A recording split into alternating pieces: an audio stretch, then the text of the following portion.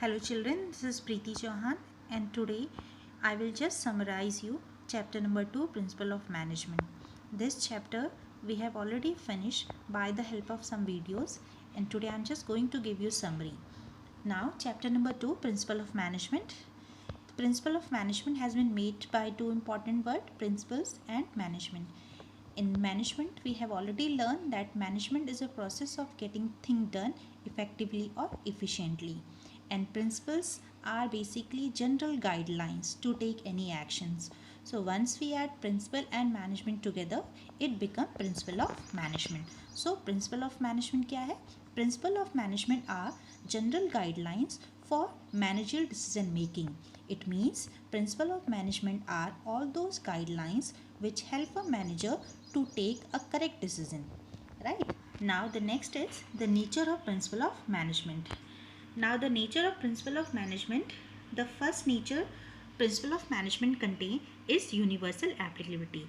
The principle of management are universal in nature because they are used in different type or all the type of organization, whether the organization is a profit organization, whether it is non-profit organization, they are bigger in size, they are small in size, they are manufacturing industry or productive industry, they are used in all the type of organization. That is the reason we call principle of management are universal in nature or universal applicability. Now the next nature say formed by practice and experimentation. The principle of management are formed after going through with a long practice and experiment of the researcher. That is the reason we call that they are formed by practice and experimentations. Now the next nature say that the principle of management are flexible and can be modified.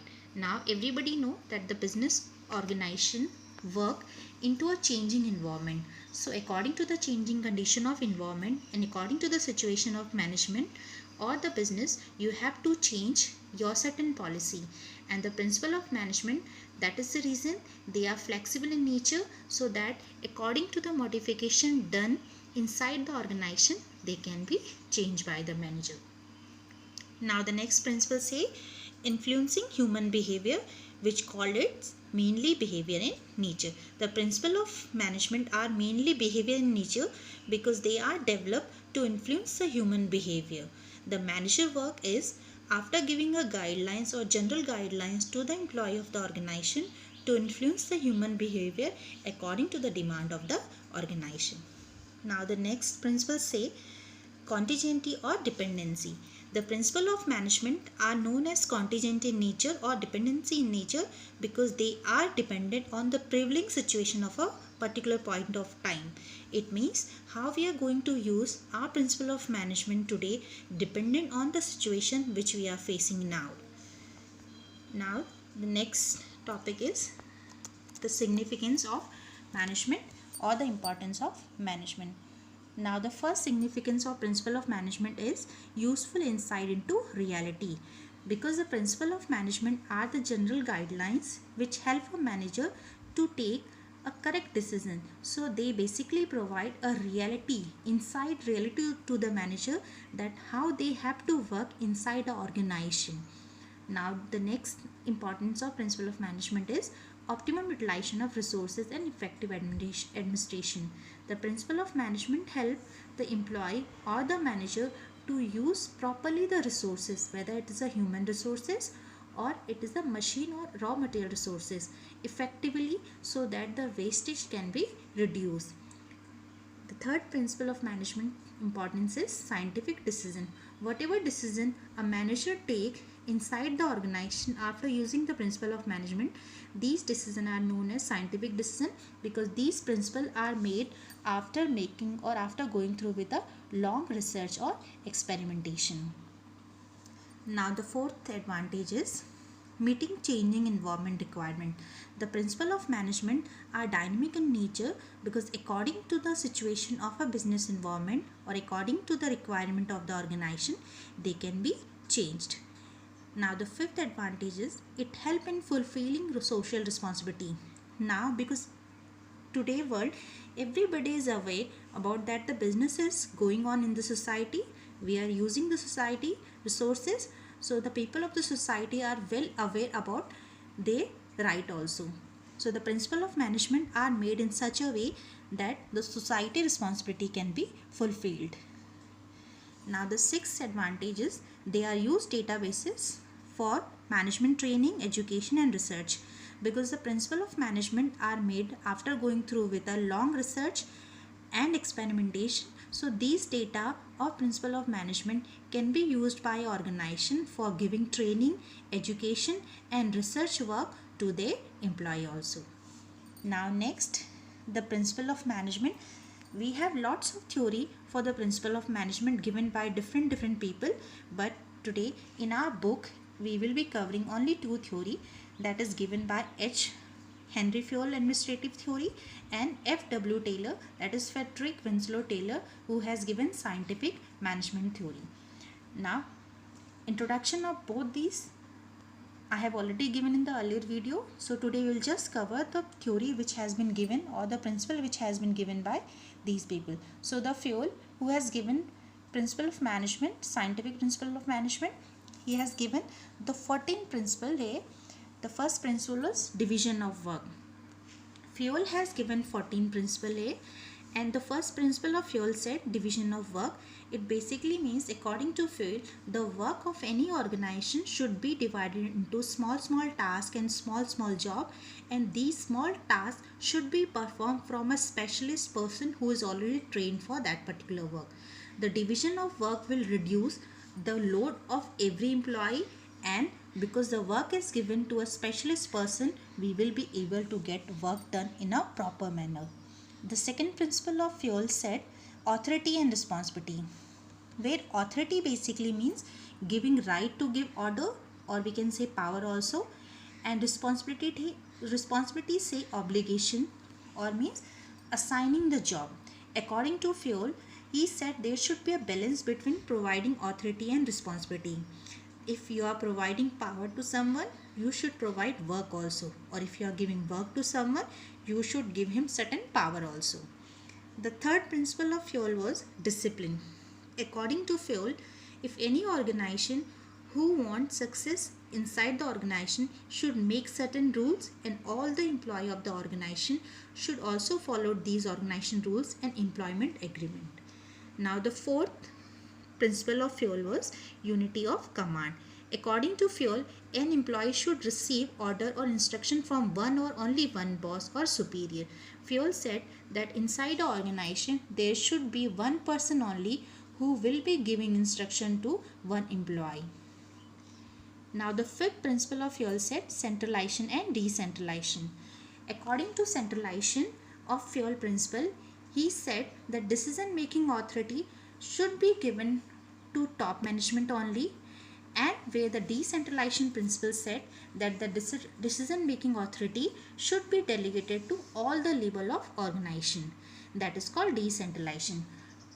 Fayol basically said that we should have centralization policy also inside the organization, or decentralization policy also. In centralization policy, we should give the decision making power to only top management, or inside decentralization policy, we should give certain authority to other level of organization also. But it's very important to make balance between centralization or decentralization. The sixth principle of Fayol said unity of direction. According to Fayol, all the employee, those who are working inside the organization, should be moving toward the same objective through coordinated and focused efforts. Same objective basically means, if you are working inside an organization, our main objective is to earn the profit.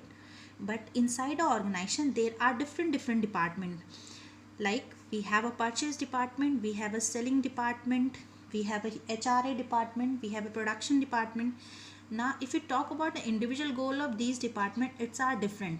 Like the production department main goal is to produce more and more product. The same manner, the selling department main goal is to sell more and more product. But there should be one common goal only, and that common goal should be to achieve profit for the organization. So the unity of direction basically say that the all unit or all the department of the organization should be moving toward the same objective through coordinated and focused efforts. The seventh principle of management said subordination of individual interest to general interest. This principle said that the interest of the organization should supersede the interest of any one individual. Means, because we have different type of employee working inside the organization, so we have to take individual interest to the general interest. Individual interest basically means every employee interest should be to get profit for the organization, not for himself first. The scalar chain system.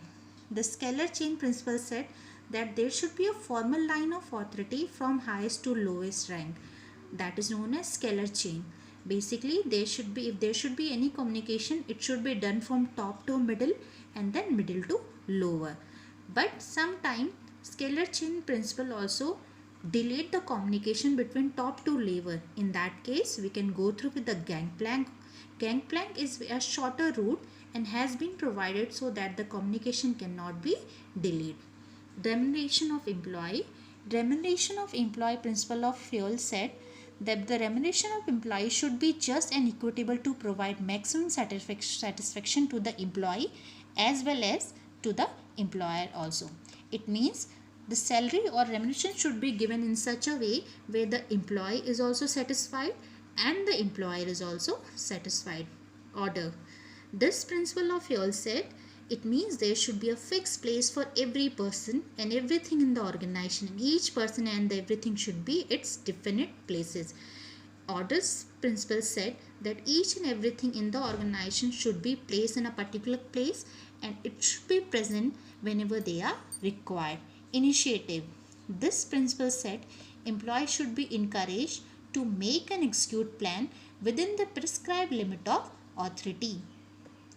If we talk about initiative, in this principle, Fayol has given certain power to the lower level people also, so that if they have certain plan, even they can also encourage these plan to execute within some authority or within some power only. Stability of personnel. According to this principle of Fayol, the employee should not be removed from their job or position frequently. They should be given a reasonable time to show the result. Equity.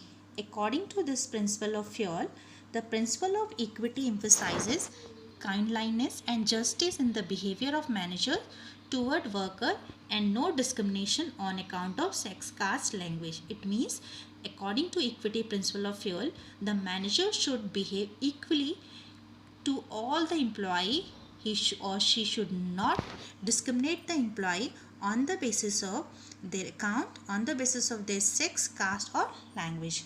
The 14th principle of Henry Fayol was spread the crop. Fayol emphasizes the need for teamwork, spirit of unity and harmony among employees. According to this principle of Fayol, he said there should be a harmony between the team of the work and there should be a spirit, unity between the employee so the organization goal can be achieved. These are the 14 principles of Henry Fayol. Now then we will be going through with the next theory that was given by Frederick Winslow Taylor, that is F.W. Taylor. F.W. Taylor has given scientific management principle theory and certain technique also to increase the efficiency inside the organization.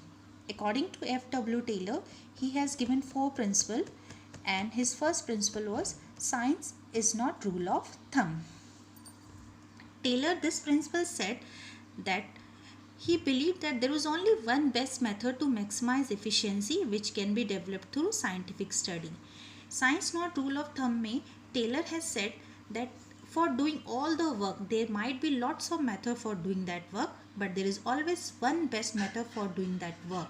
By using that particular method we can able to maximize the efficiency of the organization. और ये जो best work का method होता है, this is basically developed going through with the scientific study. The second principle of Taylor said harmony not discard.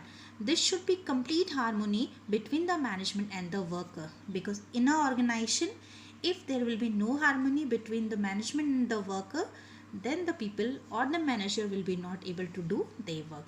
The third principle of Taylor said cooperation not individualism. It basically said that the employee should work in the organization with full cooperation, not for full individual interest. Means they have to cooperate with each other, they have to cooperate with the manager, they cannot work according to their own way. The fourth principle of Taylor said the development of each and every person to his or her greatest efficiency and prosperity. According to this principle, Taylor said that each person should be scientifically selected and they should be given required training to learn the best method. So these are the four principles which has given by F.W. Taylor. Now Taylor has given certain technique also which can be utilized organization to increase its efficiency. The first technique of Taylor was functional foremanship. Functional foremanship technique. According to this, the Taylor has suggested that the factory of activity of worker should be observed not by one person, but it should be observed by 8 type of special foremanship person. He divided these 8 person so that the work of a factory can be observed more properly. According to him, the factory can be divided into 2 departments. The first can be planning department and the second can be production department. He said in the planning department there will be instruction card clerk, a route card clerk, a time clerk and the cost clerk and a discipline officer. So these will work inside the planning department, and in the second department, that is production department, there will be a gang boss, speed boss, repair boss and inspector. Deeply I have already explained these all in the earlier video. Now the functional foremanship technique of Taylor basically said that the factory work should be observed by 8 special people, and these 8 special people has to be divided into 2 departments, that is planning department and the second will be your production department. Inside the planning department again there will be some another people that who will be known as card clerk, route clerk, time cost clerk and the discipline officer. In production department there will be gang boss, speed boss, repair boss and the inspector. So the observation can be the more better way. The second technique of Taylor said standardization and simplification work. Here two words Taylor has given more emphasizes, that is standardization. Standardization basically means a process of setting standard for every business activity. आप standard को समझ सकते हैं benchmark से भी. It means standardization में we are giving a benchmark और a standard for every activity which we are doing during the time of production. what type of activity we do, like raw material का standard क्या होना चाहिए, what standard should be for the time, how should be process done, what standard should be decided for the product. So we should give a benchmark or we should decide a standard for everything before we start doing that. Or in the simplification of work, he said that while doing the work inside the organization or while producing the product inside the organization, we should try to eliminate the unnecessary diversity of the product, because if we are eliminating or removing these unnecessary diversity of the product, it will decrease the labor cost also, we will require less labor also, and in this way we will able to make the process more simple also. So this is the second technique which was given by F.W. Taylor. Now next he said method study. According to him, he said there might be a different method for doing a same job or same work, but our objective is to find out that one of the best method by which we will be able to do our job effectively or efficiently. The next technique said fatigue study. According to him, that while doing a work, there are many times where the employee used to take a rest. So we should determine the amount and frequency of rest interval in completing a task, so that we can able to understand that how much time we are taking to completing that particular task. Now next is time study. According to this technique, he determined standard time taken to perform a well-defined job. In this way, we will be able to find out that how much time we will be taking to perform a well-defined job. The motion study. It study the movement like lifting, putting object, sitting and changing position etc., which are undertaken while doing the job, and to reduce and eliminate the unnecessary movement. Motion study basically study all the movement of an employee which he did inside the organization while doing any job. These movement can be like lifting the object, putting the object, sitting in and changing the position. And why we go through with the motion study is, in this way we can able to find out the unnecessary movement which are done from the employee side, and we can able to eliminate or remove these unnecessary movement. Different piece weight system. According to him, there should be a different piece weight system inside the organization, because there are two type of people who work inside the organization. There are certain people who work very efficiently, and there are certain who are less efficient. So we should have a different piece weight system. The people those who are working more efficiently, we have to give them high rates of wages, and the people those who are working less efficiently, we should give them less rate of or lower wages rate. So in this way, the people those who are working more efficiently can be motivated, and the less efficient one can also perform their work more better than from next time. So with this, we have finished with our chapter number 2. I hope you have understood the concept which I have explained earlier also. Thank you.